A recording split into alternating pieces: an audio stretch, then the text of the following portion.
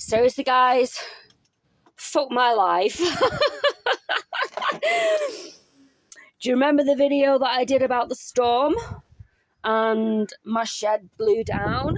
No longer a shed there, as you can see. It's in bits at the back of my lodge.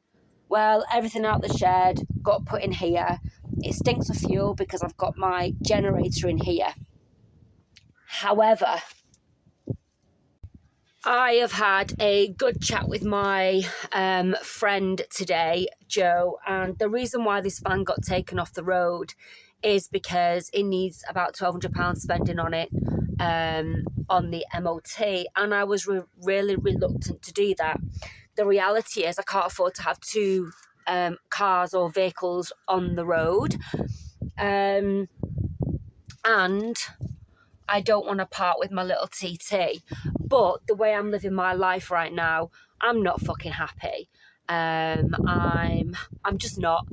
I'm getting worse with my isolation. The more isolated I become, the less I want to engage with people.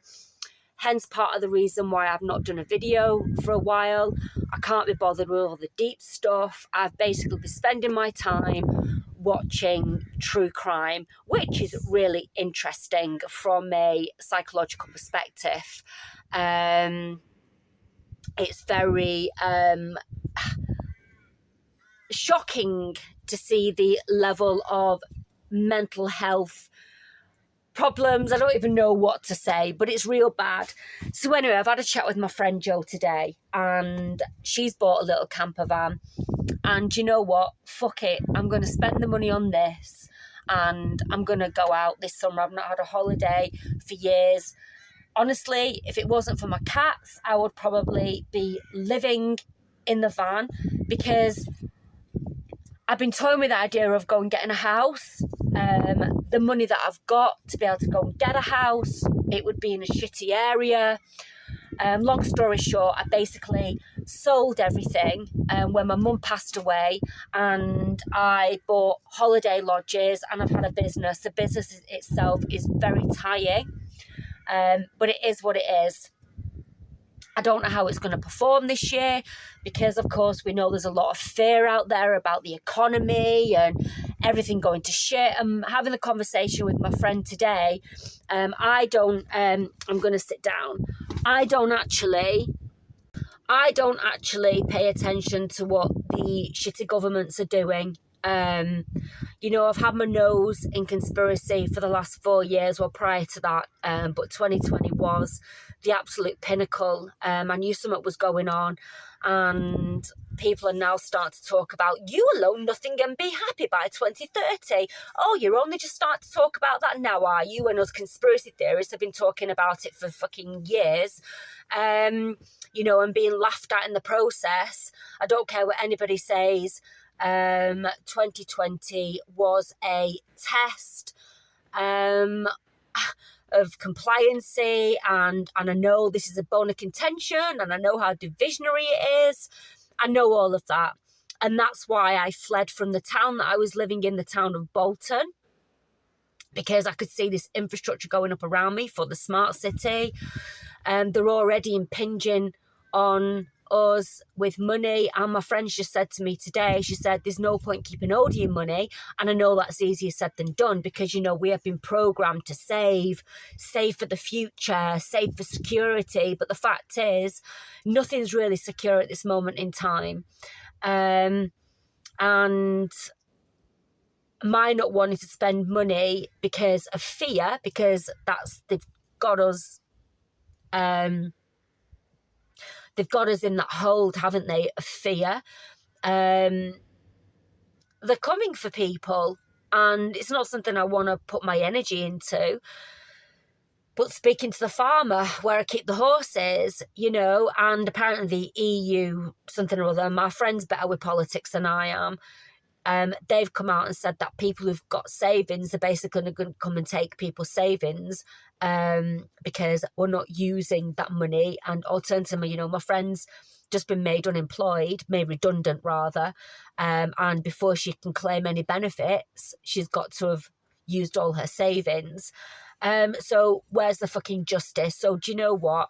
I'm festering away, and I know that when you are isolated, when you are not using your brain in any way, shape, or form, that's when dementia and Alzheimer's kicks in. I know that. My dad's got Alzheimer's, and I think there was an element of the poke. And when he retired, he stopped socialising because he was a milkman. So, of course, he was seeing people on a daily basis. I very rarely see people. I live a very isolated life. And as I said, the more isolated I become, the less inclined I am to want to actually go out and be around people. And I need to break that cycle. Now, my biggest challenge is, aside from the mess of getting all this sorted out, I don't even know what I'm going to do with all that stuff. Yeah, I bought an electric bike 4 years ago because of the fear of they're going to take the cars off the road, which I've had personal experience of them trying to impinge on that. So I was driving around with no car insurance once, and I didn't know, and I got a letter from the police saying, you're not insured. We're going to put it down to an admin mistake. And I ran my insurance company, and yeah, we don't insure cars of that age anymore. So, yeah, there are things going on. And the conversation me and my friend had today, we've been looking into all of this for the last few years, and we've known that it's going to be playing out. We've known. And I stopped looking into it all. That's why I went down all the spirituality, because how do I escape this realm? And, you know, but I want to start living my life. So, challenge, because I ripped a couple of seats out that were there. I basically want things to change. I want a door put up here, or rather a block, so that I bought a cat tent for my cats for van life, as it happens. I am concerned about my cats not adapting, and at this stage, I'm not looking to live in my van. I'm not saying it's not a possibility, because the reality is I don't want a house. I don't want to be in the system. I don't want to be fucking normal. I don't want to be tied down in one place, which is where they want us. If you go off and watch my interview with James Tunney, he talks about plantation and basically planting us so we are stuck in one place. It's all been by design, but this video isn't for that. So the first thing that needs doing on this van, because it starts up straight away. It's a cracking van. It really is, and it failed its MOT. It needs some welding and some joints where it's to be welded, and some window wipers, and that was all it failed on. Really gutting. It really is a reliable van. So I'm going to spend money on the MOT and just start going away one night at a time and seeing how my cats adapt. And then who knows? So watch this space. I'm definitely going to get it done. The fear of not spending money on this van when nobody knows what next year will bring, not doing it anymore.